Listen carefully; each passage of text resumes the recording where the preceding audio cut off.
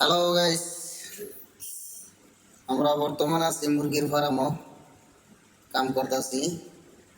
তখন সকাল হচ্ছে, কাম কাজ করিয়া আমি আসছি।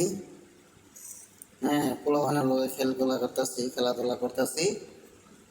তো আশা করছি যে আপনাদেরও দেখা দিই। তো সবই ভালো থাকেন, যে যেখান থেকে দেখতেছেন সুস্থ থাকেন। হ্যাঁ, অ্যাকচুয়ালি আমার ভিডিও কেউ দেখে না আর আমারও ফলো করে না।